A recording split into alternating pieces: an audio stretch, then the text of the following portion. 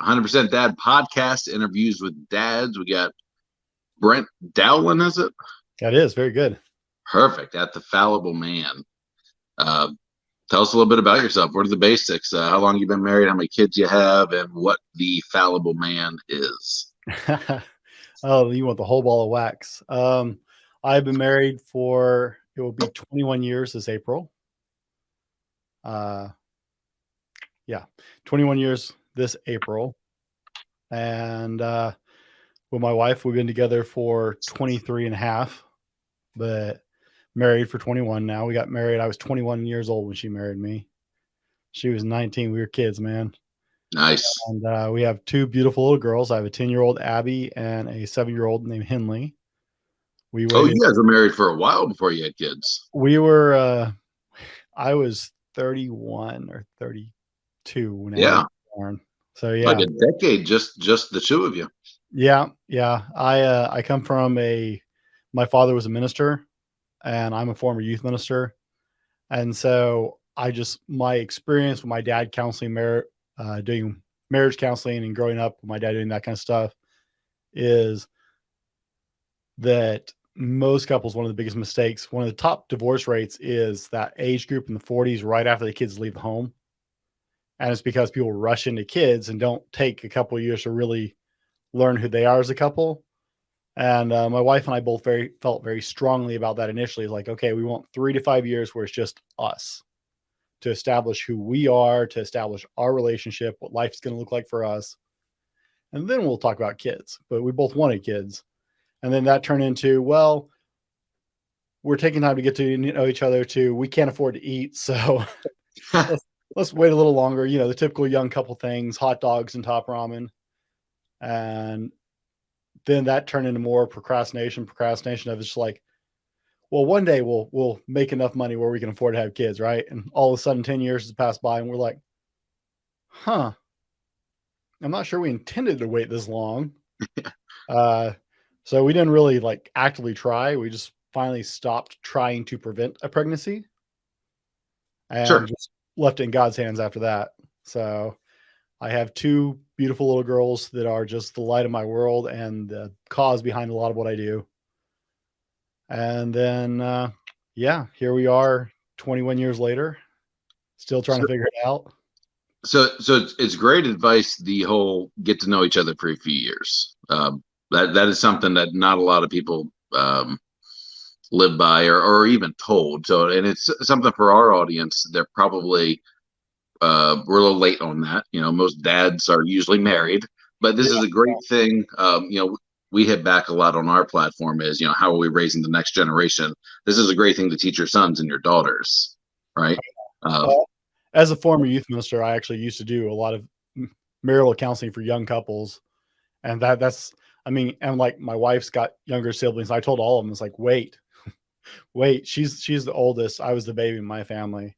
And so I told all of her siblings they were getting married. It's like, wait, at least 3 years. Just So I think it's, if you're a youth pastor, it's even biblical. I can't quite remember where it says in the Bible, wait 1 year, pretty much before you do anything. It's like before you move, buy a house, you're not allowed to go off to war in those days for the first year of your marriage. That is a time of getting to know your spouse and enjoying each other. So it has a foundation in that. And then you mentioned the divorce rate in the 40s. So I've read those same studies where it's usually around the 7-year mark is a peak in divorces, right? Where people are just, the things that were cute when I first met you now irritate the hell out of me. And then you're starting to have kids and things like that where pressures increase. And then that 25-year mark where kids are leaving the house, and then you're looking at that person, and where the additional mistake on that, I believe, is you spent all that time. In some families, life is all about the kids, but you weren't taking care of the marriage. You weren't putting your wife first. You weren't making sure that relationship is evolving. And then you're 20 years later and you're looking at each other and you're two entirely different people because your life has been about something else other than you two. Oh yeah. You got a stranger in the house, man. Once the kids leave, it's like, our whole life has been for 20 years about these young children, right? Raising them, protecting them, teaching them, God, just making sure they live through the first couple of years, right? And Yeah. then all of a sudden you've got no kids at home, and it's like, I kind of remember you. Yeah. Right? I don't remember what we were like when we didn't have children. Sure. But And it's a grave mistake. I mean, you've got to put the effort into that marriage, even when there's kids in the house. yeah, that's one of the things I try and share out in the Fallible Man is I talk about tending your marriage as a priority, even over your kids. Right? I actually said it, my daughter straight, my 10-year-old straight one day. I was like, look, your mom is my first priority. Period. Dot. Period. That's it. You and your sister take 2 because she was here before you. And when you leave and go off on your life one day, she'll be here after you, and it'll just be us. Yeah. So your mom is number 1. Yeah. I once used the term, gosh, I think it was some sort of meme where it's basically like, I can get rid of you and make another one that looks just like you. But your mom's here to stay or something like that. And the comment section, there's a certain segment of it knew what I was saying. The other section was very disappointed. You got lit up, didn't you? There's something else you just said I wanted to comment on. The waiting for kids till you have money. Which, I mean, you're a man of faith. I'm sure you're right there. You're going down the path that God led you down, and everything's the way it's supposed to be. If someone had come to me and been like, "Hey, we're 25. We don't think we want to have. We're holding back on having kids right now because we're not sure we can afford it." Mm-hmm. I appreciate that because I think we have enough kids. We have households that are just completely dependent on welfare, and they just keep popping out kids. But I've always been the thought that you really shouldn't. In a sense, kids don't cost that much. It's some formula, some diapers. Like, they're not massively expensive. It is a cost to there, but and there's a lot of assistance nowadays. Not that you want to be on the assistance, but they're not super expensive. Now, if you're struggling and have your like 7th, 8th, 9th, 10th kid, mm-hmm. we're talking a different story. But I've always been of the mind of like, maybe don't not have a family because of finances. Like, you can get there in finance, and that might even be the motivation you need to maybe excel in your career a little bit more to make the income. So we actually waited longer than we intended on, and that was part of it. It was just fear. I'll flat out admit that we actually waited longer than we intended, because first it was get to know each other, then it was we can't afford to like feed ourselves. But then after a while, like, I was making decent money. We were making a living. I mean, we weren't rich by any means, but we were making a living. And it's like, oh, why are we not having a family at this point? And we realized that we just kind of got into a habit and started living our life. And it was more fear than anything, honestly, because it's like I was raised very much, and so was my wife, to take care of our own responsibilities, right? We're very independent. And I know a lot of families who have lots of kids and no income coming in. I see how hard it is on the marriage. I've seen how hard it is to struggle as a parent, right? Because you're constantly stressed out. And so part of it just became fear after a while, honestly. It's like, well, we're doing better, and then it was like, yeah, but when's enough, right? My wife and I actually sit down and had a straight up conversation about, yeah, but how much is enough? At what income level do we say we trust God and we're just going to go forward with our family, or we're hiding because we don't trust that God's going to take care of it? So there was a study done. It was by one of those big banks or investment firms like Charles Schwab or something like that. I want to say it was about a decade ago, but they asked that question of an entire spectrum of income levels and success and wealth. And they said, when will you, and I think their terminology was, when will you have made it? Mm-hmm. Like, when will you have been like, this is what I've wanted all along. And it was almost always double wherever they're at right now. If they were making $200,000 a year, it was about the $400,000 a year mark. If they were making $30,000 a year, it was $60,000 a year, 60, 120. And so it was almost entirely across the board, double what's right now, just more. It's amazing where we just kind of reach into this this number, right? Yeah. And then when you get there, when the 200 person gets to 400, it's not, we've made it, it's 800. Yeah. So, I mean, it's a lack of, I guess, contentment or not realizing it maybe, but. Well, I mean, I know with most of us, right, as my income went up, I wasn't taught anything about money growing up. My dad, and I don't blame my dad because my dad didn't know jack about money. Like he was the worst money manager I've ever seen. My dad was horrible with money. It's something I am trying to correct in my life and teach my children at this point. But, I wasn't taught anything about money. And so it's like, as my income went up, well, so did my debt ratio. Mm-hmm. So it's like, yeah, I know on paper I'm making more money, but my living is only getting so much better. And there's still only so much left after I pay the bills. And I blame, honestly, just the lack of financial education that's being taught to the next generations is disturbing to me.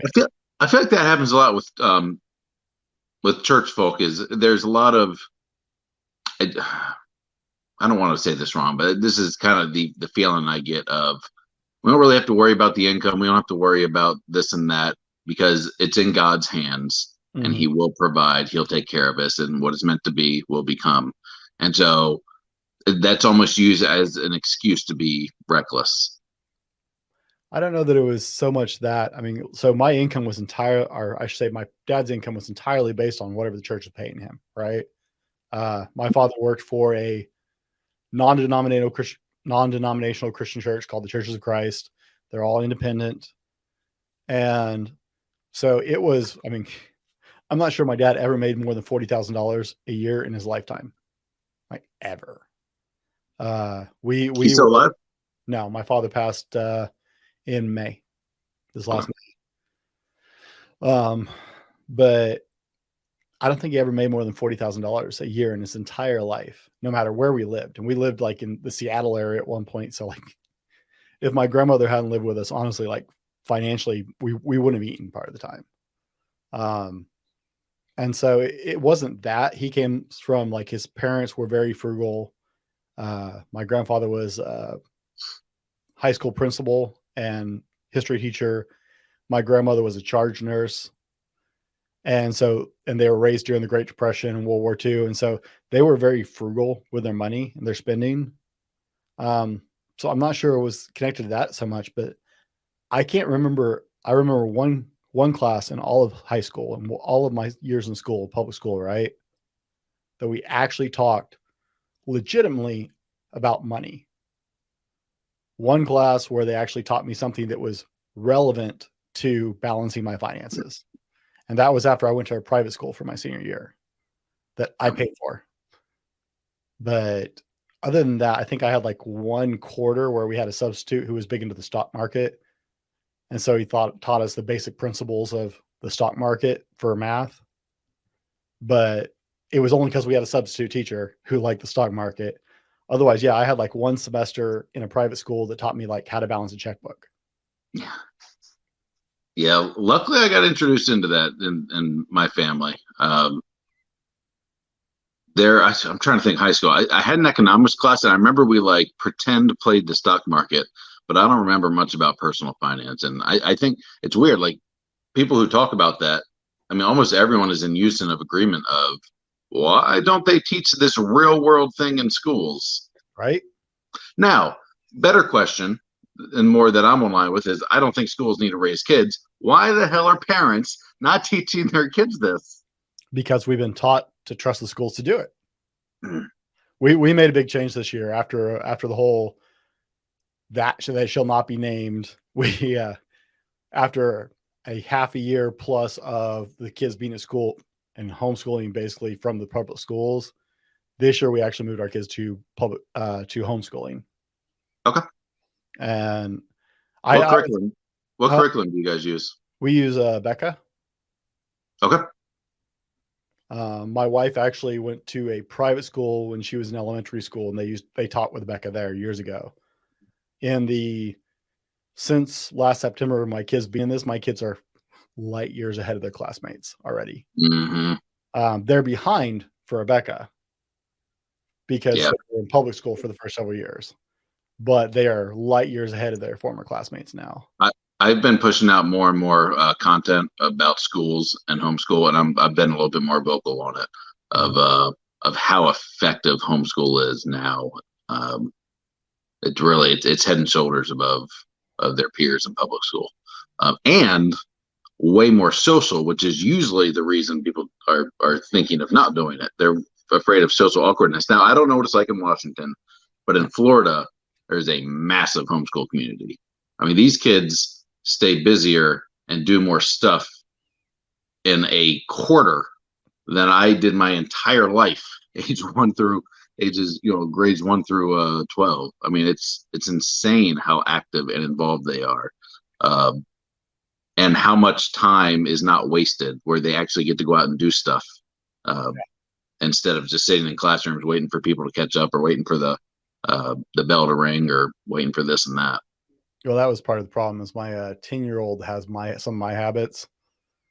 She has been in advanced classes since kindergarten. And there's only so many advanced classes in elementary school, right? So in first grade, she was already doing the third grade math and stuff like that. And my wife and I saw it coming. It's like, oh gosh, she's going to be just like you. And I was horrible in school, not because I couldn't do it. I actually had, probably should not say this for recording sake, but I had like 6 people who did all my homework. I didn't pay them to, I didn't force them to, I wasn't a bully, but I had like 6 friends who did all my homework because I just wouldn't do it. I could walk into class and take the test and pass it and walk out of the class and not pay attention. So I did that, but I never did the homework and I never cared. I just took zeros on homework. I took zeros on attendance. My last 2 years of school, I barely stepped foot in there. I got the curriculum on day 1, or what do they call it? They call it a curriculum itinerary syllabus. The syllabus on day 1. I would be like, all right, test day, got it. Mm-hmm. That's when I would be there. And that was it. I went and listened, but I listened the first time he said it or she said it, and then sat there for a week and a half while they said it 100 more times. Jeez. So you were in Washington? I schooled all over. My father was a domestic missionary. Got it. And so I've lived in Florida and Texas and Virginia, Oklahoma and Missouri. Okay. Well, I was in St. Augustine, Florida, so we just wouldn't go, and we would just go to the beach all day. I mean, that's legitimately what I did for 2 years. And then, I had to show up so 7th period, the last class of the day was weightlifting, and weightlifting on 7th period was only varsity football players. So I had to be there. So I just had to be there by like 2:00, and then did weightlifting or film study, whatever it was that day, and then had practice, rinse and repeat. Yep. I think I graduated like a 2.5. I didn't have any lanyards or anything when I graduated, but I think it wasn't even close to like falling below 2.0 or anything like that. But it was a joke. I mean, it was so easy to game that system. I graduated from somewhere I've never been to. So what? We moved between my junior and senior year. I went to high school in Wyoming. Okay. And we moved between my junior and senior year, and I went to enroll in the new public school in Missouri where we moved to, and found out I had like a credit and a half left to graduate. Like I stacked my early years of high school. By my junior year, I was only at school 3 hours a day. Oh, geez. Yeah. I was a TA in a 4th grade classroom the first part of the day, and I was on work study the last half of the day. So I had like 3 hours of classes, and that was it. And so I stacked because I had no intention of being there my senior year. And then I got there, and they're like, "Oh, we don't do homeschooling in Missouri." So I was like, "Well, I can just take a class," and they're like, "No, you either take a full day all year or half a day all year if you find a job we approve of." And I told my mom, I was like, "Look, I can homeschool and be done by Christmas." My mom said, "Well, you got to pay for it then." So I went to a private school, and I knocked out my first semester in a week and worked a full-time job in construction. And then halfway through the year, they sold out to a Christian school somewhere in Mississippi. Well, okay, they just moved me to that school, right? The problem is it was a Christian school. So I had a backlog of 4 years worth of religious classes Uh, that are requirements for that school that I had to make up my second semester senior year on top of the 2 or 3 credits, because I had 1.5 by Missouri standard. I had to get like 4 more credits by their standards. did they force that, or did they just grandfather you into the previous school's requirements? They took, and no, all the previous school, anybody who got moved over just had to take the new school's requirements. So I had to pick up more classes, and I had to do all the religious classes for 4 years. Fun. I mean, they had stuff. My dad had been a minister for 30 some odd years at that point, and they had like an Old Testament survey course that my dad was struggling to help me with, because they picked every absurd little one-off mention in the entirety of the Old Testament. It's funny. This person who was in this person's lineage one time in the whole Bible. Who was this person? I get so bored. I get so bored when I read those sections, and it's like son of blah blah, son of blah blah, son of blah blah, son of blah blah, son of blah blah. I'm like, skip. Yeah, it's so yeah. I graduated from, I think it's Coisco, Mississippi, or Cosico, or I can't pronounce it. It's a really weird spelling. I had wrestling practice, and then we gotta get to the Fallible Man. I had wrestling practice. It was like 5 a.m. wrestling practice. Then I had football practice at the end. So I was at wrestling practice sometime in my junior year. So it's tail end of football season or after football season. And I was taking a shower because after practice, and I heard over the PA system, no one's in school yet. I mean, no one's even, like, the lines aren't even forming yet. I hear the announcement call that I need to go to the principal's office. Townsboro principal's office, blah, blah, blah. And they had formed an intervention in there, like all my teachers, the guidance counselor, the principal, the deans, and my father, who was, I think he was the wrestling coach or the assistant wrestling coach. And they were like, okay, there have been, like, I don't know, 170 days of school, and you have been absent for 151 of them. Like, how is this possible? So, like, the teachers were kind of in trouble for not, for somehow passing me along. And it was a very funny moment for me, less so for everybody else. It was one of those moments the teachers also stood up for me, because my dad was like, you know what, he's gamed the system. He's figured you guys out. I'm moving him schools. He's gone to the rival school, Pedro. And one of the teachers was smart enough to speak up and was like, that's not going to do anything. I mean, obviously, like, you can tell Townsend's reaction is going to piss him off. But he's a smart kid. He's going to figure that system out too. I mean, just because it's a new school doesn't mean everything's going to fall in line all of a sudden. Oh, yeah. It's just race against the clock at that point. Yeah. But, my grades were decent. I had, like, C's, D's, couple B's, an A in weightlifting. So, I wasn't in danger of, like, failing or not being eligible for sports or anything like that. I just didn't go because it was boring. Yeah, exactly. All right, Fallible Man. So, what is the Fallible Man? Is I have another question before that, because I don't want to forget about it. You were a youth pastor, or you still are a youth pastor? I was several years ago. Okay, was that in your 20s when you were struggling to make ends meet? That was one of the points. Yeah, I was 24. I've always been curious. Paid ministry. I've always been curious why, because I feel like I've talked to a few youth pastors in my life, and they're always in that situation. I feel like, I don't know this, but I feel like they're very, very underpaid. Always. It depends on the church you're at, I'm guessing. Like I said, I was a youth pastor in the Churches of Christ. Like I said, they're independent. There's no, like, head body or anything. Mm-hmm. So whatever that church can afford is what they pay. So if you work at a big church, you have a better chance of surviving. If you work for a small church like I did, yeah, I mean, they officially hired me part-time, and then said, well, get a part-time job. I was like, yeah, okay. I've been working a full-time job and spending 40 hours a week doing youth ministry at the church I was at anyway, where I was part of a youth ministry team. And so I took the job, and I mean, I was doing 60 hours a week with the kids. Getting paid for 20 hours. Yeah. So there was no getting a second job. I had one for a little while, and it just, that didn't work, because I was doing the after school program in the public school system, and I did not jive well with the this is how we're doing this. This is dumb. Yeah. I thought you wanted the kids to learn something while they were here. So that didn't last long, but I ended up doing like 60 hours a week. But I mean, I had kids. There's always the core group of kids in a youth group that's just, their parents go to church there or they've been there most of their lives. And then you have the fringe kids. And I was that youth minister. I had one kid who lived on the streets. Like he'd come to my house and take showers, sleep in my house every now and then on cold nights. But he was 17 living on the streets. Actually had to remove him from the group because he started dealing drugs to make money.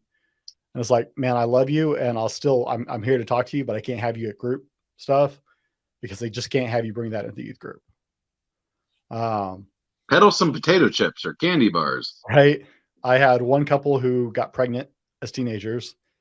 And so I worked with them all the way up through them getting married. They wanted to get married. They wanted to keep the baby. And so like, I'm still friends with them. And how'd that story work out? Are they still together? They are. Their kids are teenagers now. They have 3 kids and they're a healthy, thriving young family. That's a rare story. Right. And there was a lot of hand holding the first couple of years. I stood in front of the church when they got pregnant and I said, look, this is what's going to happen. And this is what you're going to do as a church. You're going to embrace these young kids. They want to hold on to this baby. They want to make it right. They want to get married eventually, just not rush because of the baby. But they want to take responsibility for it. And you're going to love them and you're going to help them and you're going to support them. They already. What a great thing to do for them. Right? So I always felt like if my kids get in that situation, which I hope they don't, if one of my boys gets a girl pregnant, I feel like I would react that way of like, listen, this was a stupid thing you did. I warned you about this stuff. This is not in line with our family values. But, that doesn't mean I don't love you and I'm not going to love this grandkid. And we're not going to help you. So I'm disappointed in you, certainly. But, at this point, it is what it is. I still love you and we're moving forward. They had to tell me, right? Which was hilarious because so I'm at church one day and her mom walks over because she had grown up in the church. I had known her since she was a baby, actually. And he was the boyfriend who came to church with her. And so her mom walks over one day and is like, you need to talk to the kids now. And I looked over behind me and I saw them sitting on separate pews, like separate rows. And I walked over and they looked like they were waiting to be executed. And so I sat down on the back of the pew in front of them, facing them. I said, so you're pregnant. Where do we go from here? And they're like, oh, Mom told you? No. It's obvious. Yeah. I wasn't born yesterday. So yes, I know what's going on. They're like, you're not going to yell at us? I assume your mom did that. This is why you look this way. So the question is, where do we go from here? Right? Because you already made the choices. Now what's important is what choices are we making from here? And so, yeah, no, that was a very happy story. But that's impressive that 20 years later they're still together. And I actually left ministry partially because I felt like a hypocrite. Right? I kept telling kids in class, it's like, God wants you to prioritize your family. As a husband in your household, God wants you to prioritize your family. And you're doing 60 hours. Full-time job while I'm working 20 hours a week or getting paid for 20 hours a week. And without her support, I mean, we never would have survived.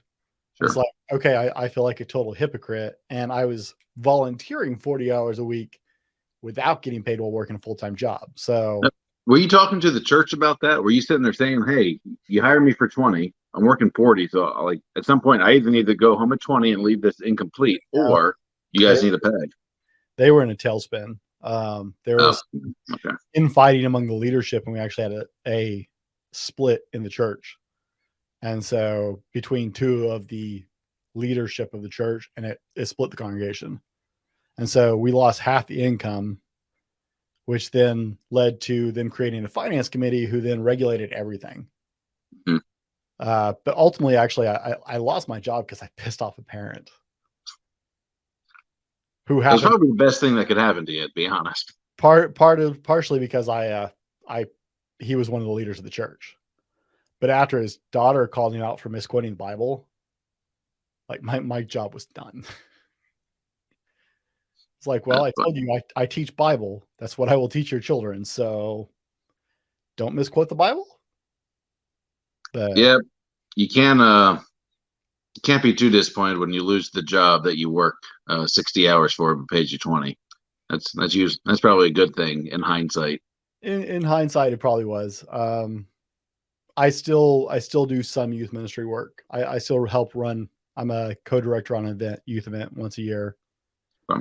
But my kids have taken front and center. The church I'm at now asked me if I wanted to volunteer and help with youth ministry. And it's like, I've got a full-time job and I'm building a business and I've got 2 kids. It's not happening.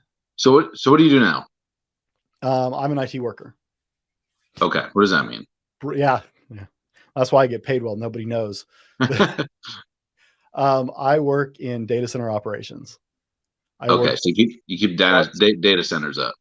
Yes, I work at a large data center keeping servers up. Cool. And you're doing the Fallible Man. Mm-hmm. And what is the Fallible Man? One of these days, I think I'm going to figure out exactly how to answer this question, but I'm not entirely. Listen, I feel the same way when people come up to me off the streets or up on campgrounds like, hey, what is this? What is 100% Dad? And I usually tell them it's a mobile hot dog stand. And then you'd be surprised how many people leave me.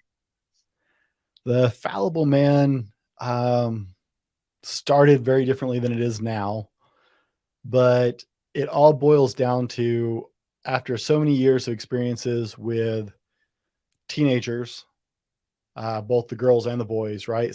Working with the boys, listening to the girls get their hearts broken.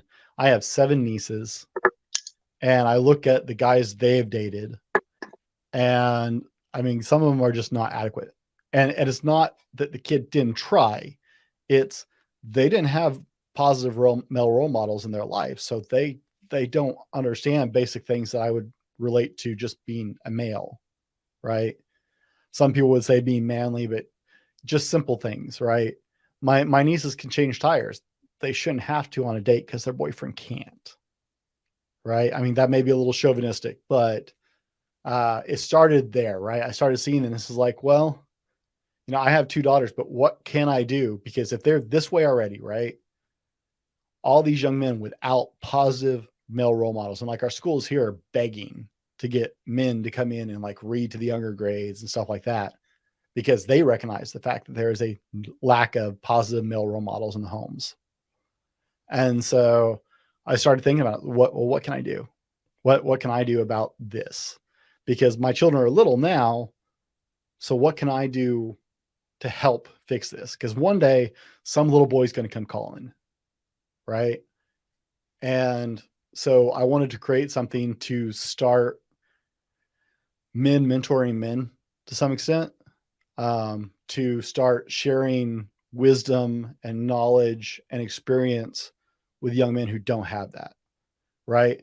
They tell you if you want to be successful financially, you hang out with people who talk about investing and about making money and about starting businesses, right? If you want to be a good businessman, you hang out and talk to people who are in that world. Well, if you want to be a healthy male, right? A man, so to speak, how do you have that conversation if you don't have anybody to have it with? Who do you talk to about that? I had a conversation actually with a UPS driver the other day at work.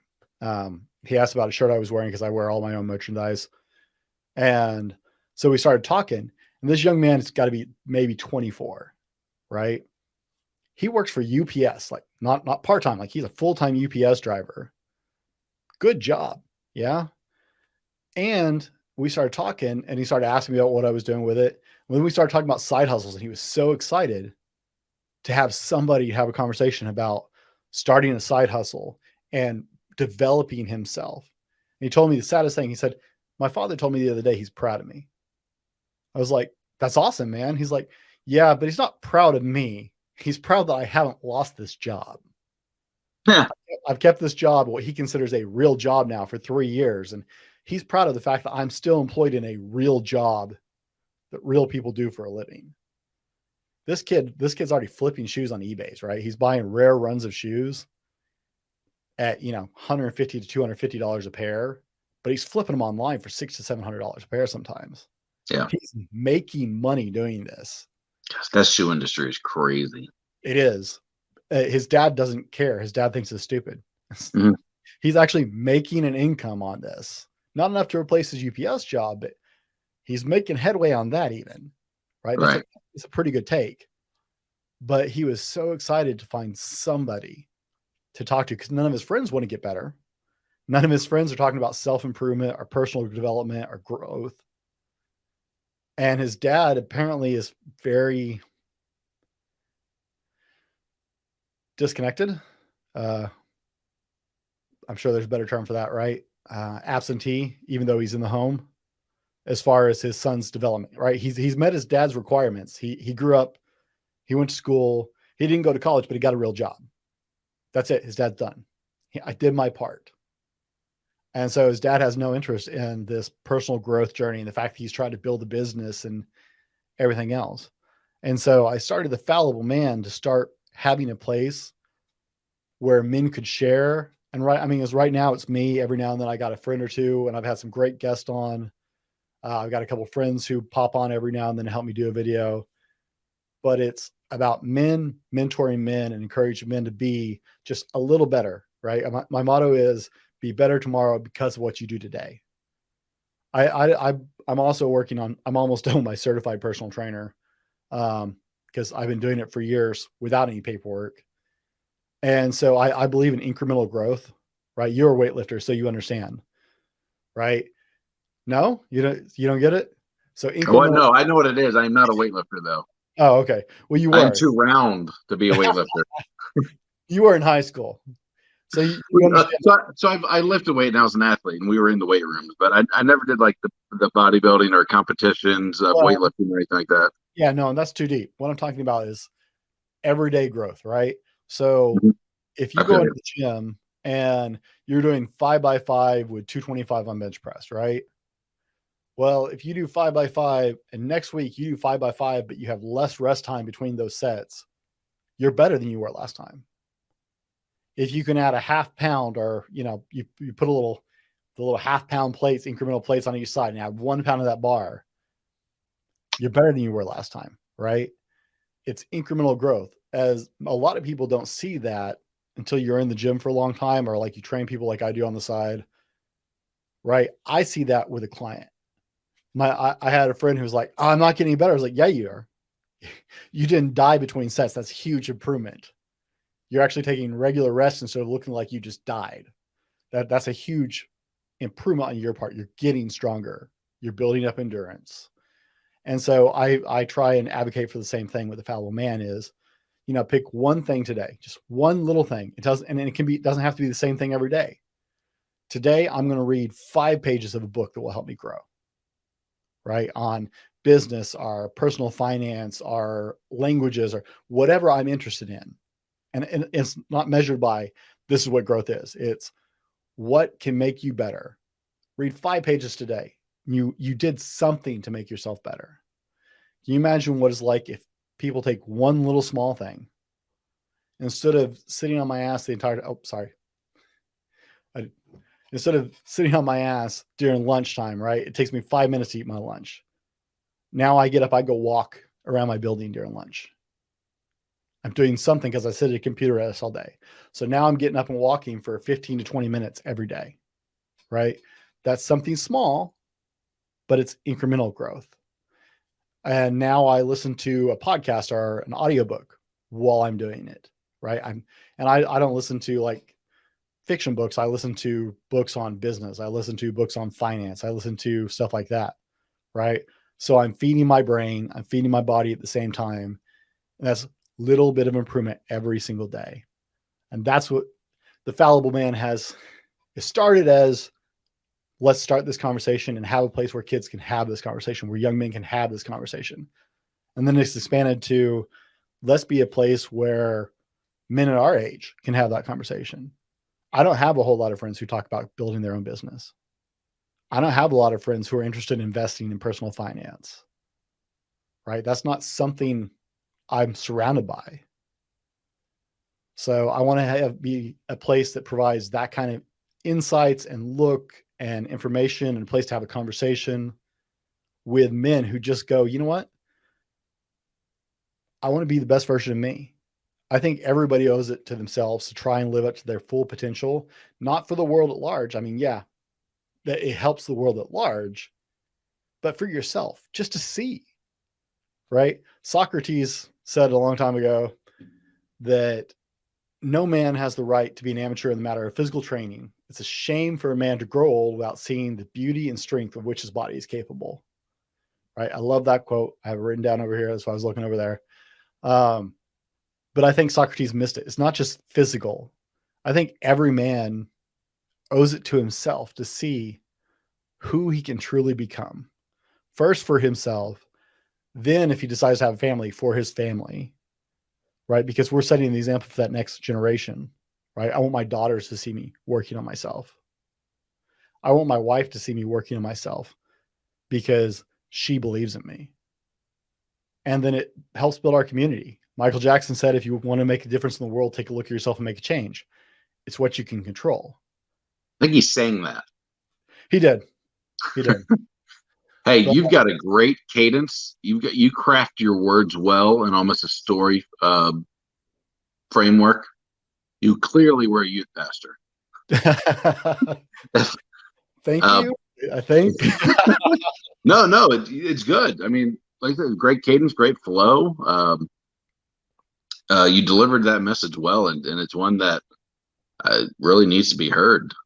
Incremental growth. That was beautifully said. And my gosh, if you ever want to talk about those subjects, call me. Man, favorite subjects in the world: small business, personal finance. I love that stuff. And I do have I don't know. We had a group here in St. Augustine. It's called Young Professionals Organization. And so I just kind of surrounded myself with those kind of people. And so I've got a lot of friends that are in that small business world and invest and all that kind of stuff. But now, now that I think about it, it's from that group. It's from me going out and joining that. We just met once a month, and usually I think it was the second Thursday we go to a bar, and I think we paid $100 a year. We made it a nonprofit. It was $100 a year, and then we would negotiate with the bar ahead of time, and we'd get like $2 beers or something like that. And we're like, hey, but it's gonna be a Thursday night, and we're gonna make your place like the happening place. We'll go out front on the patio or in the corner, and it's gonna be a whole lot of people, a whole lot of cars. We're gonna bring attention to your restaurant because yours is the happening place. And then we'd have like 30, 40, 50 people show up, and we just as members, we drank for free, and it was just on a tab, and no one drinks more than 3 beers, so we'd have to pay like for 150, 200 beers, but at $1 or $2 a piece, it wasn't so bad. Mm-hmm. But you made yourself a group so you could do that. Yeah. So someone else actually made the group, but that's the group I joined, and then I became went on the board and became president of it and all. But that's where like a lot of my friendships to this day are from that group, which is kind of what you're forming there. Trying to get like-minded people together that want to work on themselves. Have similar goals and interests. Mm-hmm. Yeah, that's so. In what methods is the Fallible Man doing that? Like, so I get the goal, I get the point of it. It makes a lot of sense. Mm-hmm. So, what practical, tactical ways are you doing that? Obviously, you have the podcasts. Ironically, this started out as a book. I actually started writing a book, and then I realized it's like, well, I want someone other than my mom to read it. So I should start social media, right? Because that's what everybody does now. I didn't know anything about social media. I didn't have a single social media account before I started doing this. I thought, hey, that's right. Everybody goes to social media and they go crazy. And so I'll build a following there. So when I finish writing the book, there's somebody who actually wants to read it. Right. Mm-hmm. And then I started doing social. I hate social media, dude. Like, oh my God, I hate social media. It is agony. I have 9 social media accounts and I hate every single one of them. Do you still have them today? I do. And I still update them all regularly. And I hate it. Is there one platform you're doing better on than others? Ironically, I found a new platform that's only on Apple called Wisdom. Never heard of it. I was invited last winter, last spring. I was actually invited by the creators of the platform to be on there, and it's a mentorship app. People go on there, and basically it's a podcast. Like you just go on live and do a podcast. You can even download it. But like last weekend, I had 80 people for an hour and a half listening to me, and it was an off the cuff Q&A I did on parenting and marriage. And I've had more traction there. I actually had to switch from Android to iPhone to be able to do it. I know, I don't even have Apple. And yeah, I was an Android guy entirely. I've been off Apple for years, but I actually just went back to Apple so I could be on that. And I mean, it's paid off. I had 180 people on one chat and stuff like that. I've only done like 9 since I started. Great. Those smaller, more intimate things they just hit deeper than broadcasting to a bunch where it's kind of like. They do. And that one, like listeners can click and queue to come on the show. So there's a lot of interaction with the listeners. That's good. Which is very cool. So that's my favorite one. But I've got, I'm too many ships, man. We did really well on Instagram, and then Instagram changed their algorithm. So we like what I was good at was memes. We would make a bunch of memes, and because I'm traveling, I don't have a lot of it's too chaotic to get into a rhythm because we're always moving. And then when we get somewhere, we're doing a bunch of stuff, and then we move, and it's a whole new place, and we're doing more stuff, and that's been like 2 years straight. So there's been no rhythm of work. So, but we built up good on Instagram. They changed their algorithm from a photo platform to a video platform because they're trying to compete with TikTok. Yeah, they are competing with TikTok. And so like we got up past 40,000 followers. It was doing great. I got like 60 or something. Yeah, a lot of engagement. And then they switched to video, and all of a sudden my engagement was going doot, doot. Well, here I'm on the camera. Doot, doot, doot, doot, doot. So numbers were fine. Like the pilot just like engagement went to crap. And I'm not a social media guru or anything. I'm kind of like you. I didn't use it a lot. It wasn't my thing. I'm not artistic and creative in that kind of way. I can put out good content. I'm just not good at the aesthetics of it. I told my wife if we get to a point where I'm making money with this, the first thing the person I'm hiring is a social media person. I don't want to do it. And so so they switched to video. So now we're starting to work on some video to get that engagement back. And if I put out a reel, we get decent engagement, and that kind of depends on the song I used and what image and what message it was. So some do better than others. My best performing one is one where I kicked my family. Like they were on a swing. It's a really cool swing, but I kind of like do that. This is Spartak kicked. Not a real kick. It was like a push with my foot to their chest while I'm holding the camera. And so they go on this like roller coaster swing. And then it went to Incubus. That was my jam in high school. I forget what song it was. Something like Goodbye. Oh yeah, Goodbye, Nice to Know You was the song. And so every time I kicked them, it just happened to line up with Goodbye, Nice to Know You. So that's probably my best performance. It was like 50,000 people or 60,000, something like that. That gets engagement back, but it's a pain. They're going to change it again. Oh yeah. And so that was so disheartening. It was so disheartening to, build something up and then like one change there, and all of a sudden, like you don't have that deep impact anymore. So that's where that wisdom one interests me, because that's what I'm more interested in now is how do we get smaller groups and just be able to dive deeper and have real engagement and conversations? Because not that I don't mind having a big presence and being able to broadcast that. It's just when you have it and then it's ineffective, it's what's the point? So. Oh yeah. And it changes all the time. Like I see it. I follow a couple professionals on YouTube who do social media consultants, and I look at them constantly putting out, and they made a change and they made this change and these new rules. And it's like, oh God, now I should probably follow those people so I know what the changes are. It took me like 4 months, and I'm like, why are our numbers going down? And I start Googling it, and I'm like, oh, what was that? I'm spread way too thin on social media though. Like I went too broad. I got too many to be efficient on any of them, really. I create for Instagram. I always have, and then it goes to everything else too. So whatever I create for Instagram goes to Facebook, goes to Twitter, goes to can't really go to TikTok unless it's a video, goes to LinkedIn. I think that's really about it. I was on MeWe for about 5 minutes. I got bored with that because that did nothing. My platform, other than the podcast, right, is YouTube. And I'm working on growing YouTube. I have a live stream every Monday on YouTube and Facebook at 5 p.m. Pacific. And I love that because A, I don't have to edit it afterwards, and B, it gives me a chance to interact with people, which is what I really want to do, right? And then my podcast is released on all platforms and YouTube on Wednesdays. And then I have usually a one-off video I do on Fridays. Okay. So the format of the YouTube, so it's a live like Q&A type thing? Yeah. I do a live stream every Monday night called Manly Mondays. Okay. And we'll talk about something specific for 15 to 30 minutes.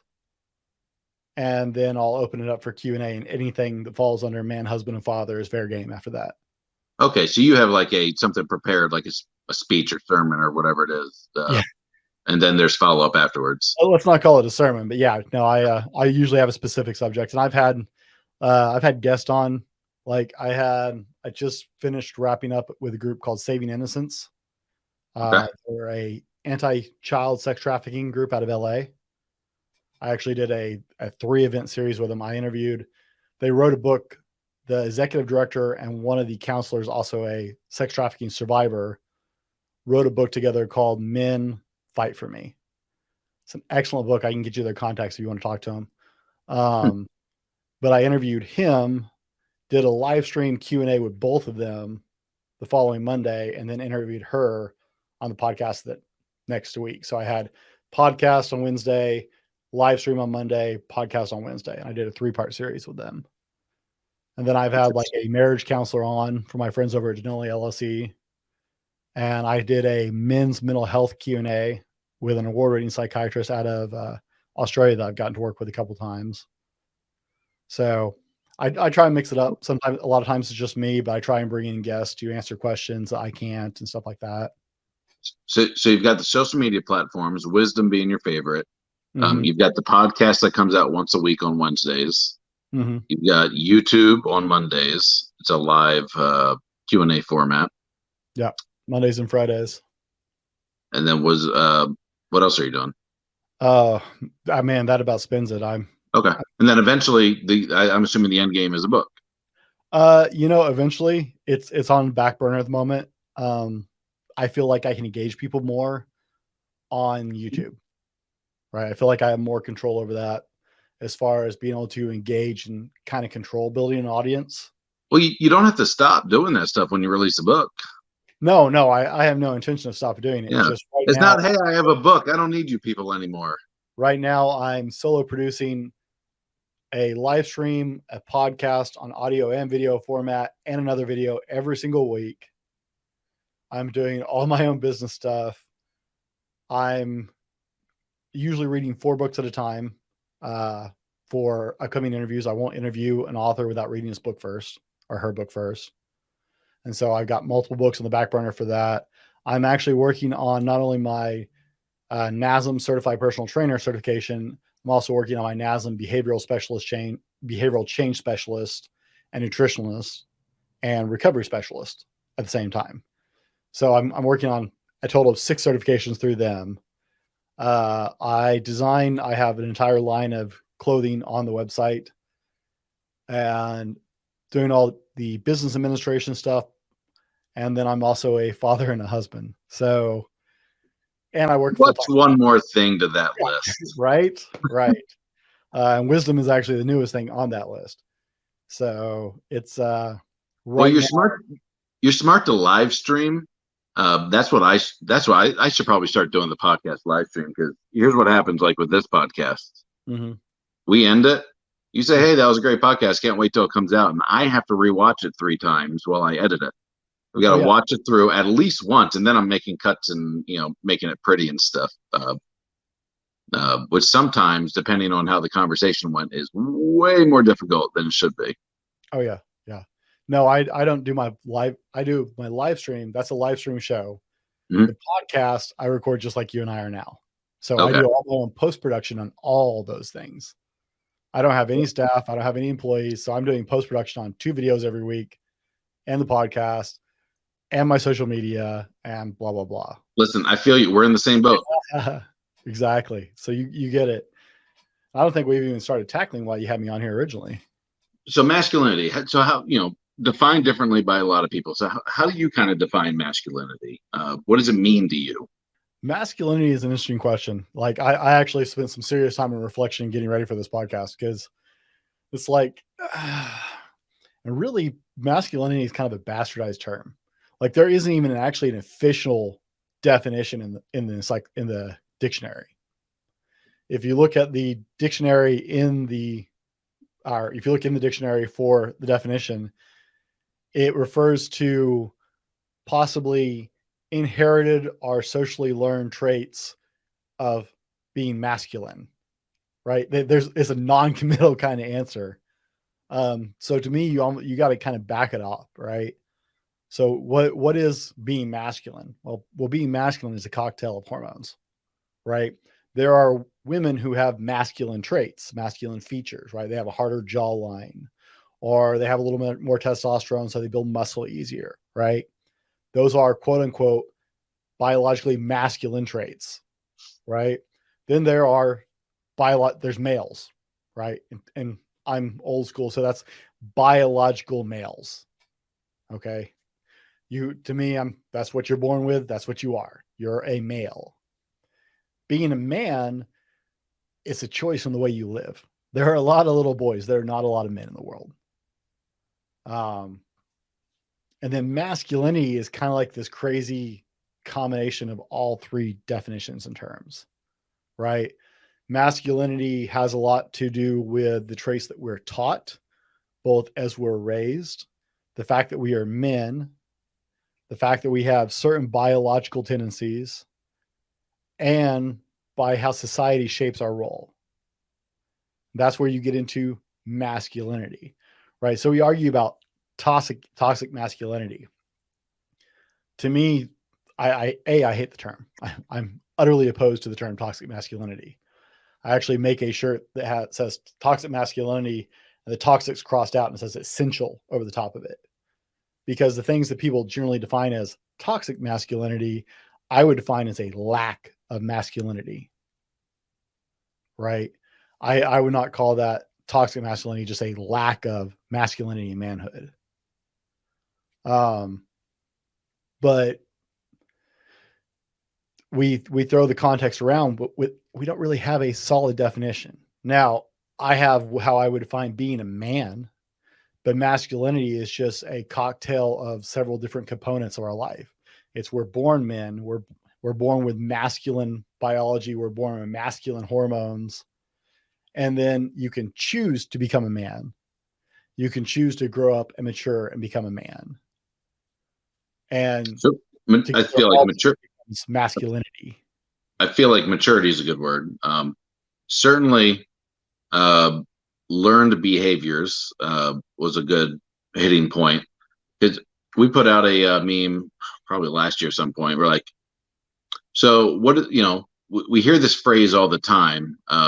People say it to little boys or kids or anybody, that man up. Mm-hmm. We hear that phrase a lot, and it doesn't mean grow testicles. But what does it mean? So when someone says we need you to man up right now, what does that typically mean? And so we had a lot of great responses. I'd be interested in what you would be thinking that means. If you're telling someone to man up, what specifically are you requesting of that person? I am requesting that person to take a breath, control his emotional state, and then lead with his abilities and his mindset. Okay. So a calculated response. Right. I think so. We were talking about differences in our emails back and forth. And one of the things is some women say it's unhealthy. And I think it's right? People accuse men of trying to be emotionless, are trying to be too stoic, right? I think there's some good points to stoicism, and I think you can take anything to an extreme.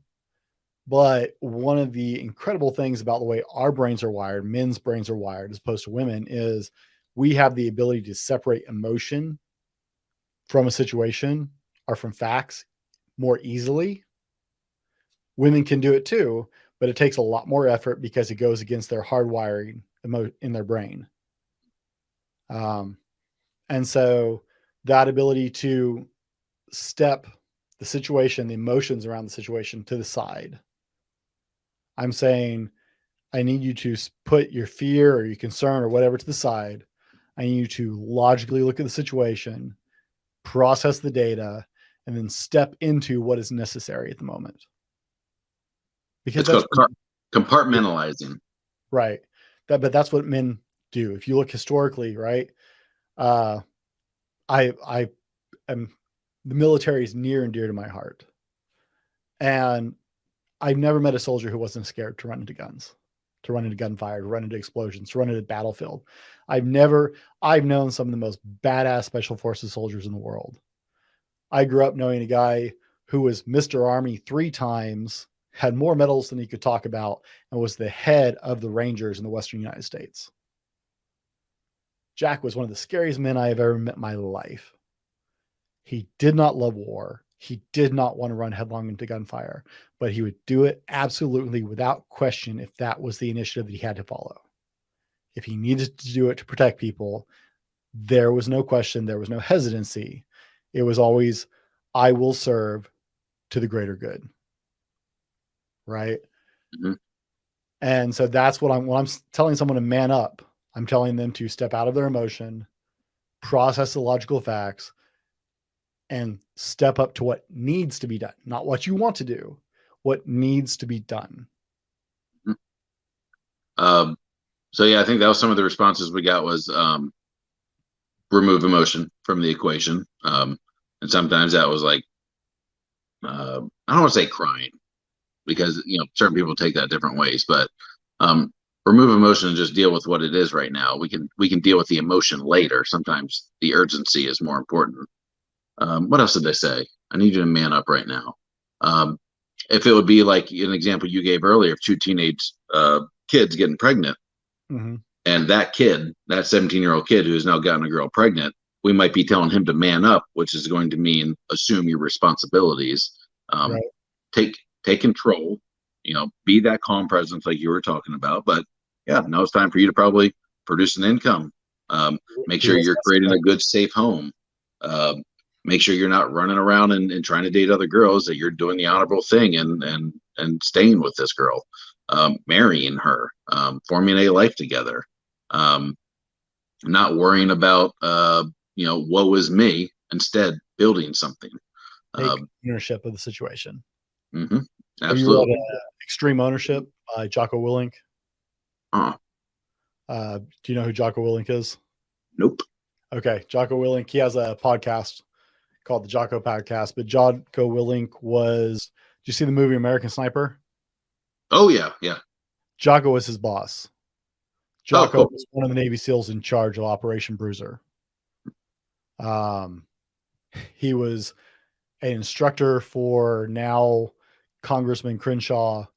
Jocko is a legend in the teams and just an incredible individual. Him and a buddy of his teach businesses actually like extreme leadership.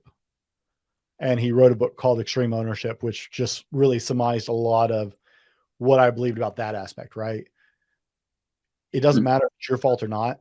If I take ownership of it, if I go, well, I know this guy did it, but if I could have possibly communicated better, or I could have interacted with him in a more positive way, or I could have, right? If you look at what I could do, because the situation is ultimately on me, that gives you power. That gives you strength. Control. So I think ownership becomes a big part of that. It's become more of a hot word recently, but I think that falls into that responsibility, right? I grew up with the term responsibility, but ownership, I think, really kind of takes responsibility and wraps it to a whole nother level.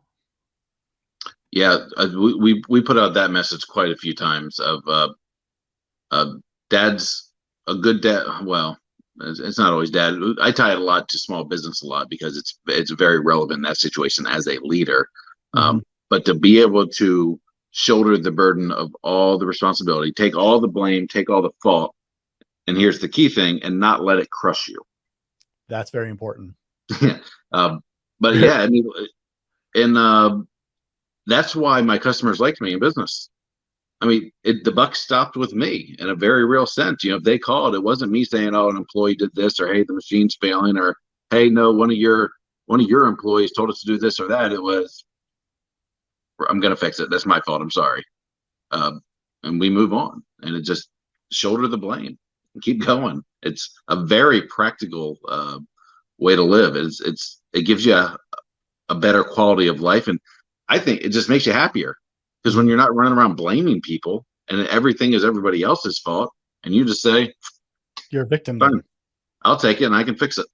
If everybody else is their fault, then you're a victim. You have no control. You can't fix the situation. You can't make it better. You can't get around it. If you're a victim, you have no control over the whole thing. I actually was just talking to a friend of mine. He's growing his hot sauce business. He's starting to distribute around the country wherever he can get his hot sauce, artisan hot sauce in the stores. His personal phone number is on the label. Nice. Not his business cell. His personal number is on the label. And he went on my podcast and was like, no, if you don't like my hot sauce, I want you to call me. I want you to call me and tell me why, because I can't make it better without that input as well. That makes sense. I don't want to hear why my hot sauce is great. I want to hear why you don't like it. I put my cell phone out there. It's always been out there, but I actually did a meme for it. I was like, call me anytime, text me anytime. And it's my actual phone. It's not one of those like community numbers, where you can mass market. My wife was so mad at me. I bet. Because but the truth was, like, I mean, my phone's always on silent because I get so many daggum. That was my work. I mean, everyone's always had my number. It got used for work, everything for over a decade. It's been on every marketing list ever. So it's like, I'm getting tons of stuff anyway. I only answer calls that, I know who's calling. And usually I'm calling people back because it's on silent most of the time. Plus I'm in different time zones. Okay.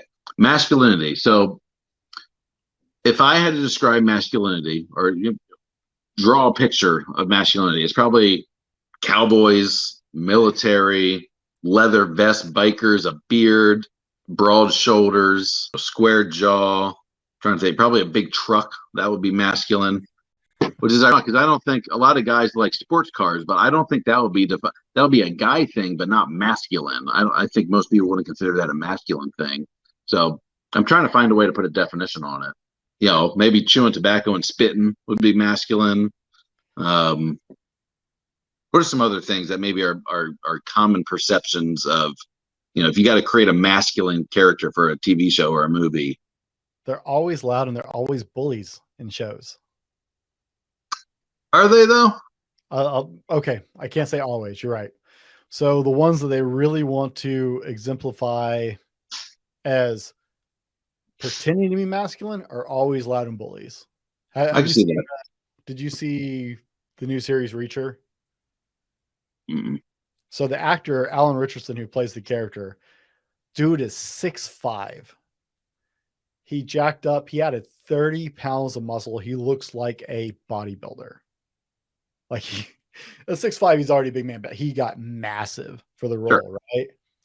And one of the opening scenes, he's walking in, and this guy's yelling at his girlfriend and pushing her around. And he just stops and just stares the guy down. The guy ends up apologizing, saying he's having a bad day and it will never happen again. All he does is stare at him, right? Reacher is clean shaved, nice haircut, just dude standing there in a t-shirt. But it was like, that was a masculine look, right?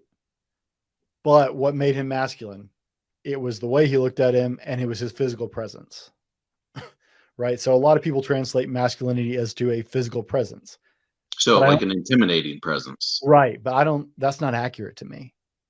Like I said, I've known, I was stationed at a special operations base, and I met some like terrifyingly scary people. There's no other word for it. I mean, and they don't look like anything special. Sure. Like There's Navy SEALs, Rangers, Green Berets, Delta. I saw them all, and none of them stick out. So I would say like the Marlboro Man, cowboy, quintessential, not intimidating, very masculine. Right. And there's But he's got that lone gunslinger kind of hero-esque behind him that we have from Westerns too. Mm-hmm. And we've seen images of Taliban, Al Qaeda kind of characters that are intimidating, but not masculine. Right. So I actually get a lot of grief because of the way I look. I actually had one of the guys I interviewed who was like, dude, that's a great persona you got going on. And it took me like 10 minutes after I got out the interview to figure out what he meant. Because this is me. And for all of your listeners who are listening to audio on this, okay, I have a beard down to my nipple line. I have a French braided mohawk, Viking-esque. Otherwise, my head is bald. My first job, I was a ranch hand in Wyoming. I used to push cattle on horseback, carry a gun, the whole 9 yards. I work construction. I'm ex-military. I ride a motorcycle. My youth kids loved me. I have tattoos. I have piercings. I stand a modest 6 foot, but I also squat 500 pounds.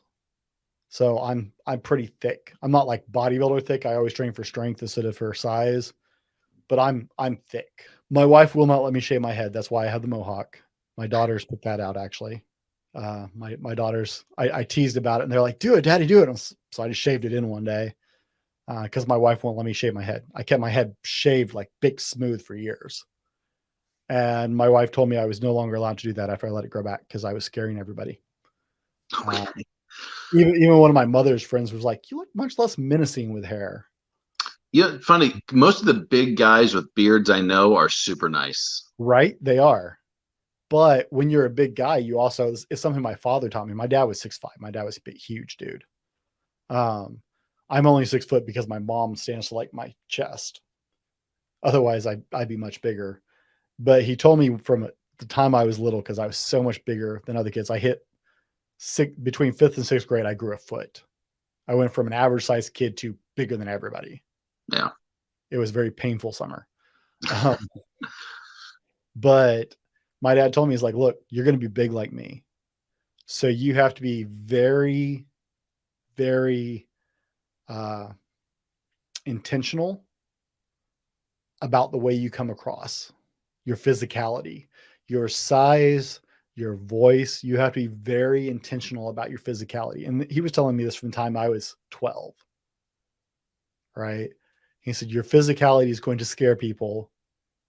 And so you will have to learn to make sure and diffuse that, because it will cause even positive situations to possibly have negative outcomes.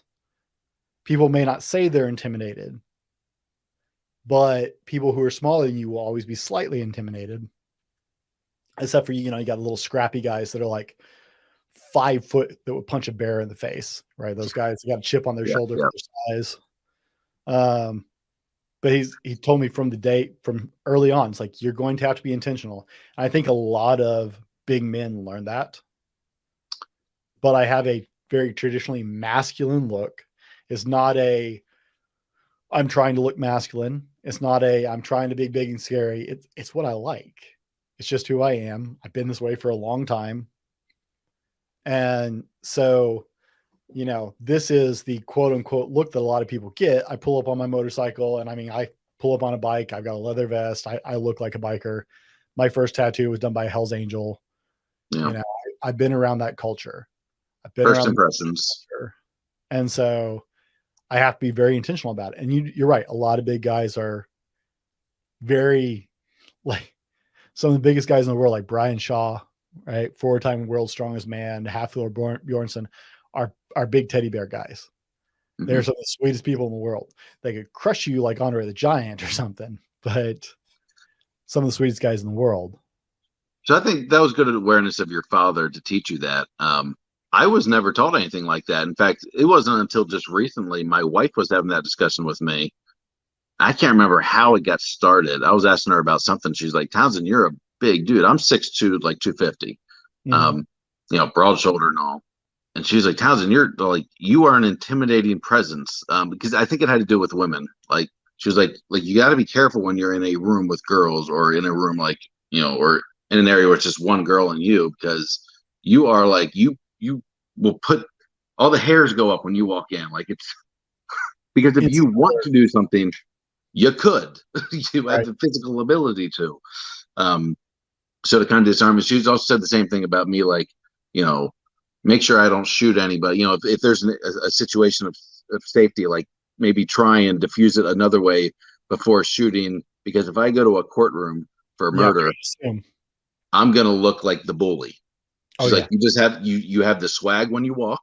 You don't mean to. Like you walk like that, and it's your body language and your presence. You look like the bully, and Well, so you're not going to do well in court to a jury. So please don't end up there. it's funny because that's a masculine trait. That's not that swag that comes across, right? A lot of people talk about the swag. Oh, you're cocky. No, that is a man who is comfortable and confident in who he is. That is a relaxed walk. That's not I'm not military marching. That's I'm good. I'm on time. I go in at my pace and I feel good about where I am and who I am. And I'm confident in myself. Yeah, that's funny. No one ever told me that. No one ever told me to watch my, I guess control that first impression or be aware of your size. I think that was really good fathering on your dad's part. Well, a lot of people don't think about it, right? Big guys settle into being big guys. And once they've mastered being a big guy without causing problems, it becomes life and you don't necessarily think about it. Right. My dad was an absurdly big man. And because of it, like it actually got him in trouble at school because, it's that same idea of you don't ever want to be the toughest guy because somebody always wants to come prove something. Like guys were constantly trying to start fights with my dad when he was in school. And it happened to me. Once I hit a certain size, I had guys trying to start fights with me all the time. And so it's just for him because he saw it with me, right? I'm not even sure he had the conversation with my older brother. My older brother is actually, I think, an inch taller than me, but he also has a much calmer demeanor about him. His personality type and mine are very different. I'm much more, and I hate to describe it this way, but stereotypically more masculine. I'm the more aggressive, more intense. Abrasive. I had a coworker say, "Hey, no, you're good after you get used to you." It's kind of like hugging a cactus. At first it hurts, but then you get used to it. Because I'm very no nonsense. And so like, I actually expect people to do the jobs they get paid to do. It's crazy, right? I was told I can't expect that anymore. The younger generation is different. I can't expect that same thing. I'm like, I train people to do their jobs and they're getting paid to do the job. They better do it. So I've become a hard ass because I expect people to actually do what they get paid to do. But yeah, I certainly come across as abrasive, whereas my brother's a very nurturing, very caring individual. He'll listen to you and wants to have real deep conversations and cares about what's happening with who he's talking to. And I'm much more loud and in your face. And so my dad felt like, it's like, oh, wait, yep, that one definitely got my traits instead of his mother's. We should have this conversation. That was really good awareness of even using that as an example of, your kids aren't the same. Just because you did this with your oldest doesn't mean that's going to happen with your youngest or your middle. Like you've got to kind of be ready to make adjustments on the fly. It's not all going to be identical. And I don't mean to demean my older brother in any way. Like You didn't. More than almost anybody in the world. I don't tell him that enough, probably, but like he is my hero. My brother, I adore my older brother. There's going to be personality differences. That's normal. Yeah, definitely have very strong personality differences.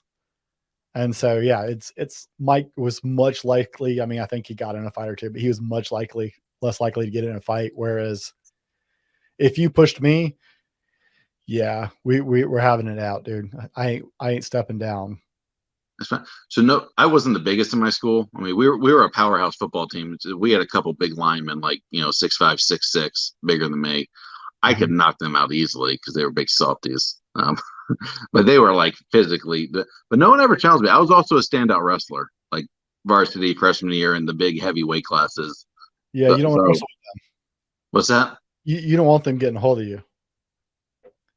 I would have probably enjoyed it, to be honest. Yeah, no one. I didn't have that same experience of people wanting to challenge me.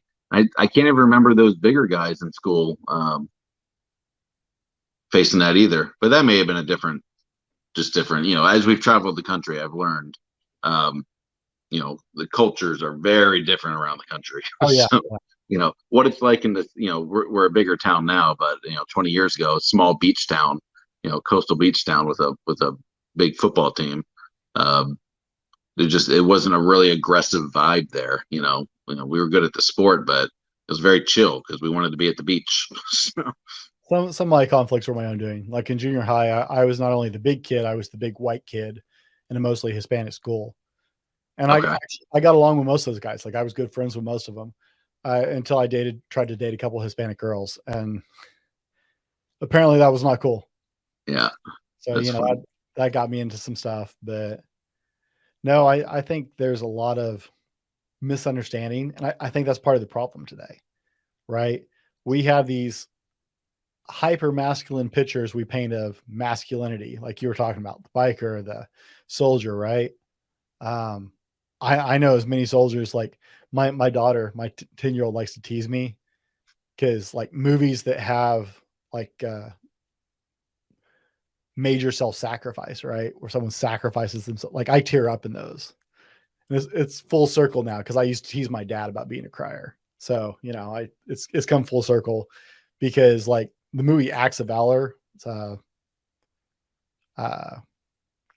guy who wrote Hunt for Red October. But like they got the United States Navy to help them film it. It's It's a declassified mission. And man, I was weepy through the whole movie. Like, I've known a lot of military people and love them dearly. And so like these guys just sacrifice themselves. Right. That tears me up. I can watch them like blow a puppy away. I'm like, yeah, whatever.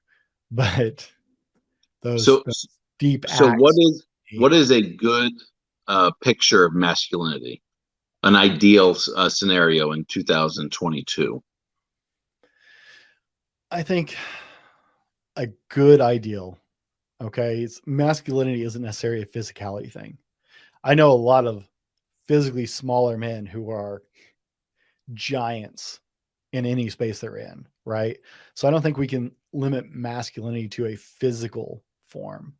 I think masculinity in 2022 looks a whole lot like men who take responsibility, who tell the truth, who serve their community around them, whether that's your immediate family or something larger, right? Who see the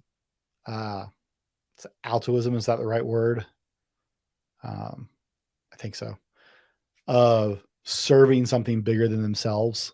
And that might be something simple. Maybe that you volunteer with the Boy Scouts, maybe you volunteer with your church, maybe you volunteer and read books to the elderly.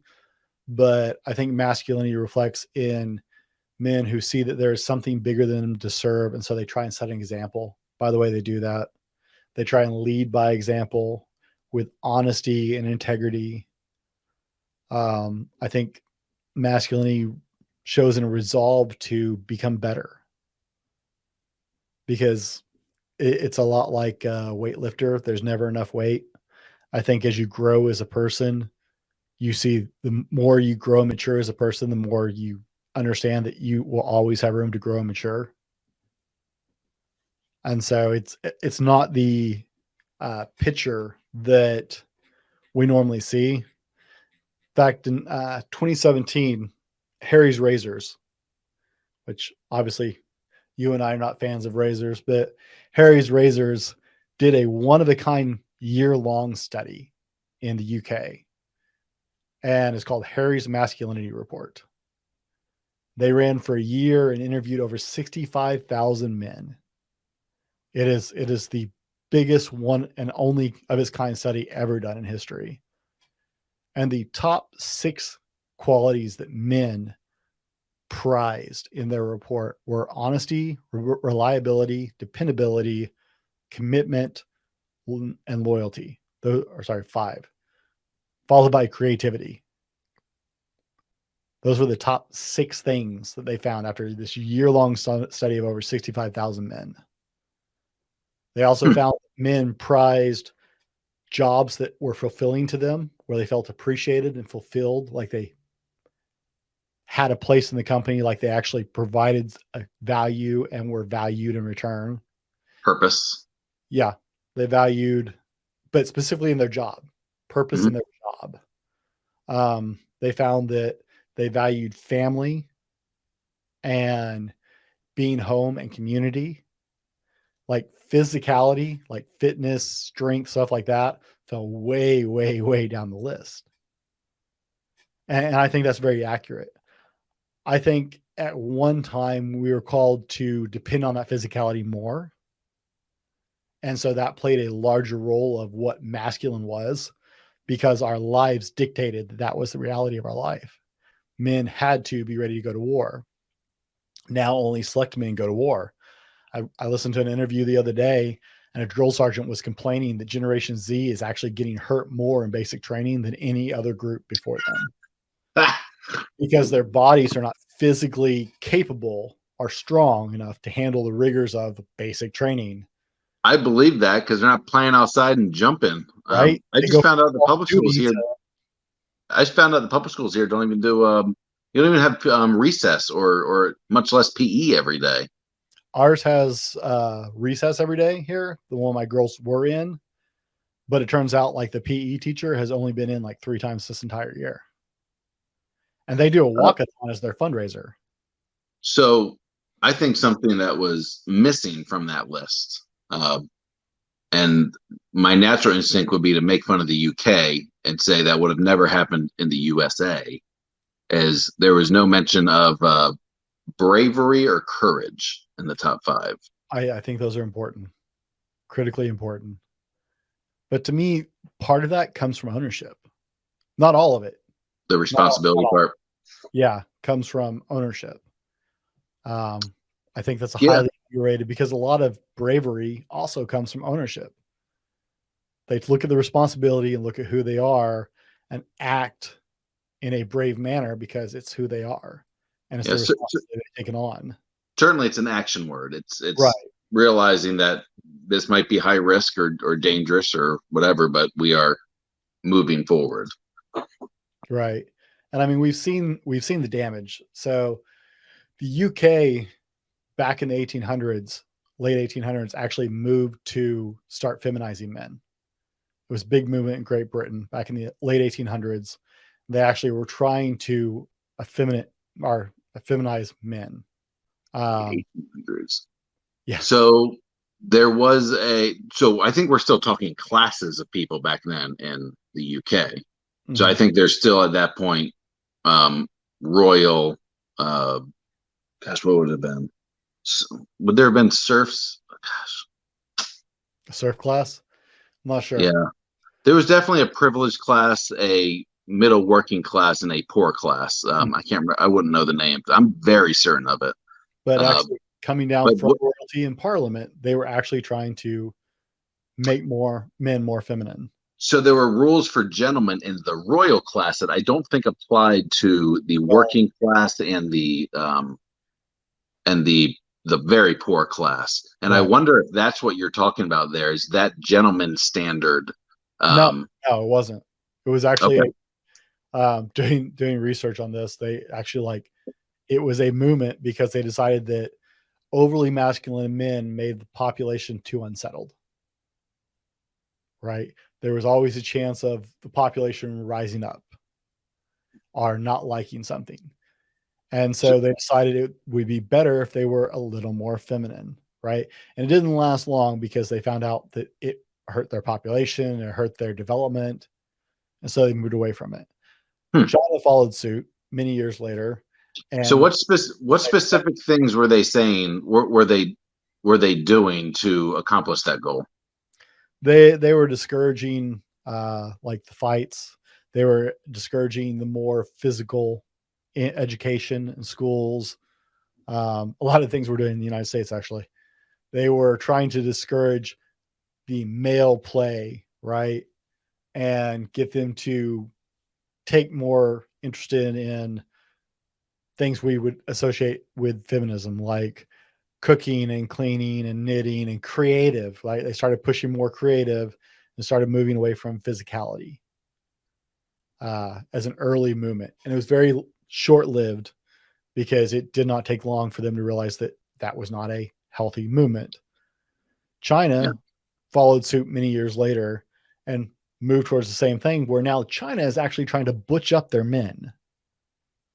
And this last year, they ran an amazing report where China is facing a crisis because young men have no interest in raising families and having children at this point. They're become more effeminate. They become more non-binaries, and that the catchword these days, right? And we have these K-pop stars that's another country, but you know what I mean? Is those boys who almost look feminine, right? And that has become such a point that they've had a population dip in China that is actually really hurting them at this point. And their military is suffering because of that. All politics aside with what China's being stupid about these days. But, right, so now China's trying to butch up their men. This is a country that 30 years ago was still killing children. Right? Yeah, exactly. So it was a fascinating read to see that China is like, oh, we kind of screwed this up. And then we've been moving that way in the United States for years now. It's just been more subtle. Yeah. Where are you getting that from? I interview a lot of people and read lots of things because that's okay. Yeah, if you have reference points to some of that stuff, I'd love to read. Send them to me. So yeah, I had this conversation. I think I was on I think it was called Redefining Manliness podcast. It was about a year and a half ago.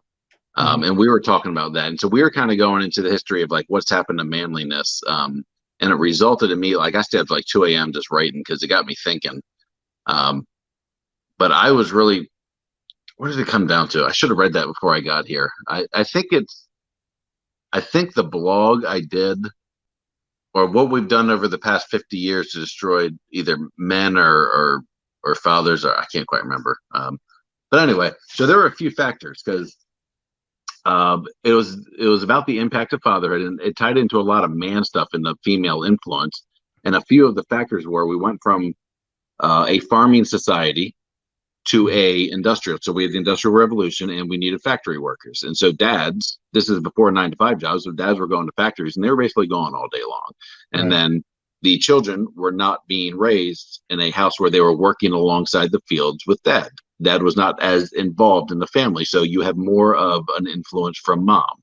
And then we get into a world where schools are becoming that's where the kids go all day. So we're less learning at home and we're more going to a school.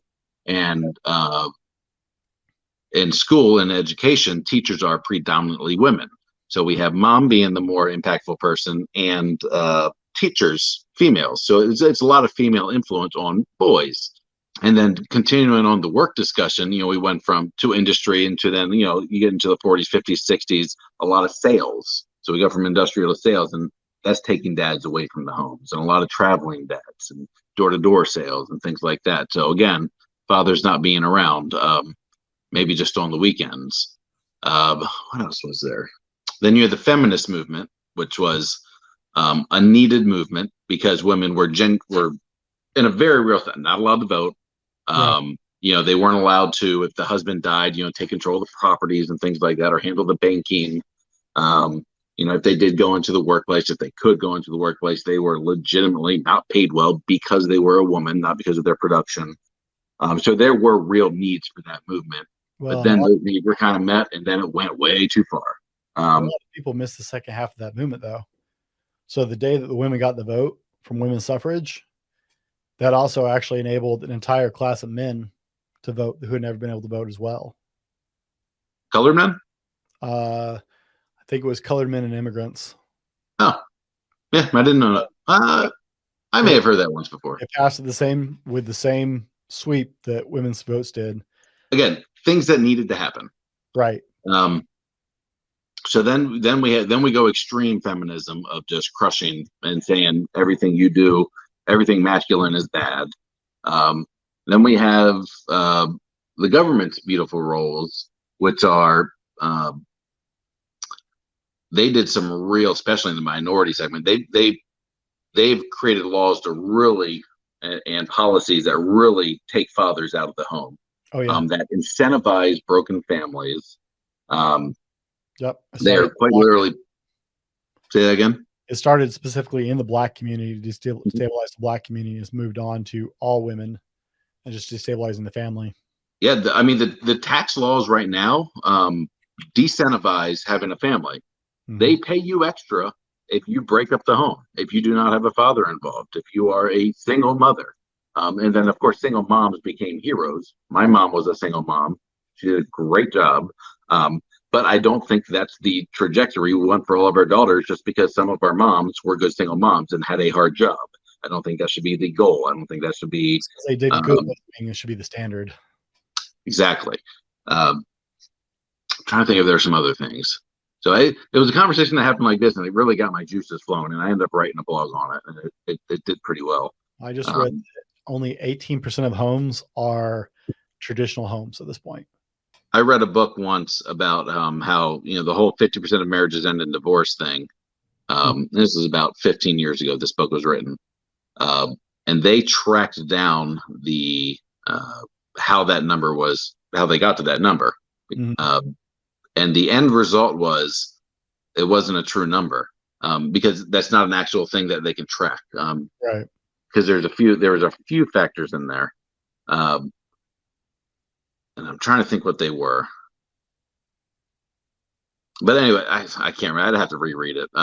But the premise of it was that when you did the research and you followed the sources that people were citing on the 50% of marriages end in divorce, the mm-hmm. sources were citing an article or a magazine or a book that mentioned it, and that source for that thing was citing a magazine and it was this endless loop of not an actual factual study, and it's just this thing that gets thrown out there.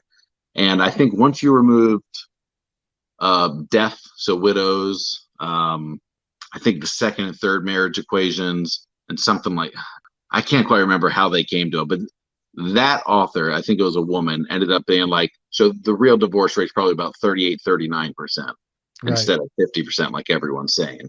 What it is today, I was 15 years ago. What it is today, I don't know. Everyone still throws around 50%. And I also took a statistics course in college, and so I know very well that statistics are bullcrap. I mean, you can make them whatever you want and find supporting data to justify it. They're just now I use them when we need to, when I want to prove my point. But yeah, you can really manipulate data. And so let me add to your blog there, since you're on that path and you've chased that rabbit. I was having a conversation with Brent Jones from the Warrior Man podcast out of Australia, and he explained it better than anyone I had heard explain it.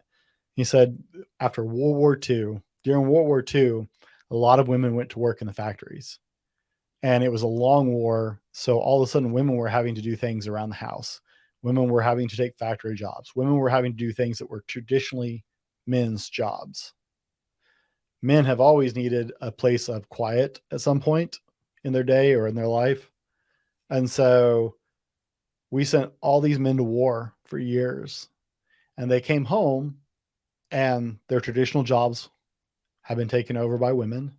Their traditional roles in the house, well, their wife had gotten used to having to mow the lawn or change light bulbs or paint something if she wanted it done. And now she's cooking, cleaning, and she's got a job, and she's taking care of household. He doesn't have anything that he's needed for anymore after being gone for years. And after being in conflict for years and years and years, unending conflict, unending warfare, men dying around you, men were ready to walk away from conflict, any conflict. So they got home and they weren't needed. the same way they were needed when they left. So they lost their purpose now. They weren't soldiers anymore. And now they're just ready to avoid conflict because they've had years of the horrors of conflict at an escalated level. And so like he did the research and traces back to World War II, specifically in Australia, but I think it's universal, is that was the first stage in which men started going, oh, we don't really have to do this. Oh, they don't really need us to do this. That's fine. You can step into that. You know, we don't mind you doing this if that's what you want to do. And Okay, so a big shift in the role, because I'm thinking about a lot of those guys that came back and they did. I mean, they went back to work in factories. They started businesses. Some of those were the 1950s and 60s golden era that we think of. Right. And some of those came home and just went, oh, I don't want to argue with you. I don't want to fight. Yeah, I'll let you make the rules for the kids. Right. It was little decisions to avoid conflict. It wasn't that they came home and just do anything. A lot of and that wouldn't have been every household. That was just kind of like on a broad thing. There were a lot of those scenarios. Well, there was in a lot of households of men going, oh, well, you've been raising the kids for the last 4 years without me. So, I'll just enjoy my kids. I don't have to put that in law. I don't have to make those decisions. You're already making those. You've been doing it without me for 4 years now. So I can just relax and be the fun dad or hang out with my kids. I don't have to be the disciplinarian necessarily. Not all of them, but this psychological damage of being in conflict all the time, a lot of men were very okay with. And it wasn't that they were bad, but since they became less confrontational, their children then observed that their role was less confrontational, less disciplinarian. Mom had more say, right? And we learned from the generations ahead of us. Sure. So it kept collapsing down farther and further. And then I think we hit a tipping point somewhere about 3-4 generations into that, where a lot of guys were going, I don't want this anymore. My dad was a bum. He didn't do anything with me. And I think hopefully we're starting to move in a more positive movement. There's a big shift happening. And we also left out that there was probably starting around the 1980s and definitely the 90s and 2000s, entertainment and media. Dad became the punchline. Dad became the lazy, there for the jokes, there to be made fun of, not competent, can't handle the money. He's a fool. Mom generally does everything. She's the smart one. She's the intelligent. She handles the finances. She's the career woman. She takes care of the kids and everything else. And Dad's just an absolute joke. You see that in a lot of sitcoms. Yep. And you see that, and then the influence of how much TV people started watching. That's the father figure they see. It impacts you. You're being raised by a lot more woman influence, feminine influence, less masculine influence. And yeah, there you have a nice little cocktail for why you're meeting guys that are struggling. Right.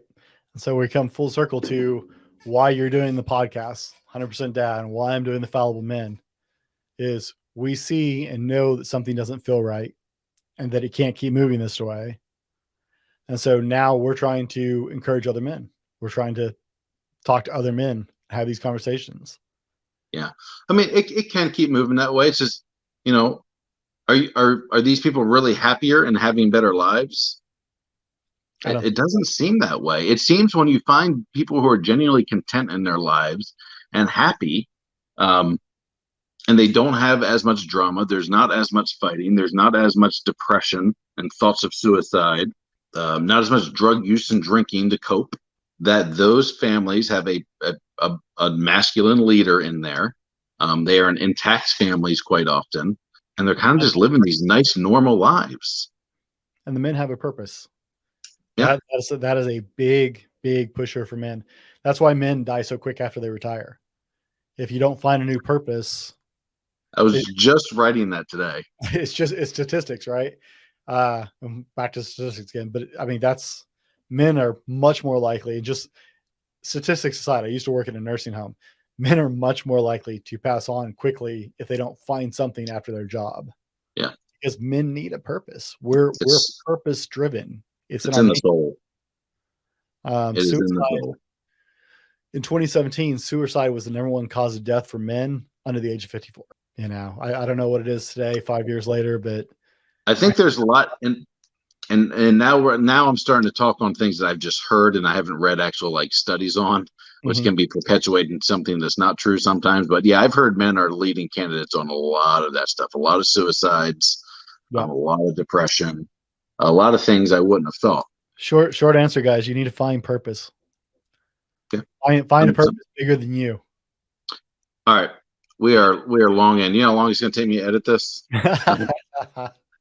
All right. So closing remarks from the Fallible Man.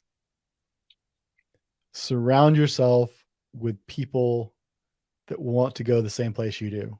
If you want to be a great father, surround yourself with great fathers. If you want to be a great husband, surround yourself with men who value being a husband and try to be good husbands. If you want to be a good man, just surround yourself with men who are trying to grow and continue to grow and improve yourself. One of the greatest things I've learned in the last 2 years or year and a half of doing the Fallible Man, I've interviewed multi-millionaire entrepreneurs to businessmen to, you know, everyday Joes.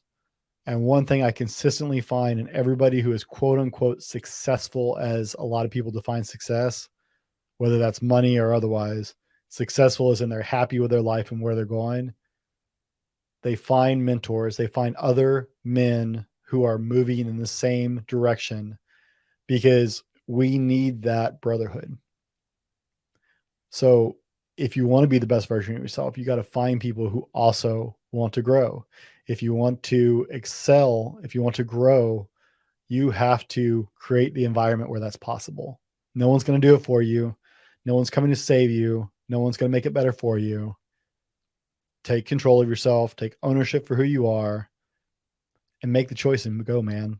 Find the 100% Dad podcast. Find any number of resources, whether you're a podcast guy or a book guy or a YouTube guy. Go find something and surround yourself with people who are talking about the things that you want to achieve. Well said. Thanks for coming on. I do appreciate it. Sorry I kept you up so late. Oh, you didn't. It's 11 o'clock here, but you're like, what? You're just about to have lunch over there, it's I think. 8 here, so you're good. No, man, right. Thanks for having me on. I appreciate it. Thanks. It was a fun one. Bye. This is 100% Dad. Find our current tour schedule on 100dad.com, 100dad.com, on Instagram, Facebook, TikTok, and more at 100dad, 100dad. Email Townsend at 100dad.com.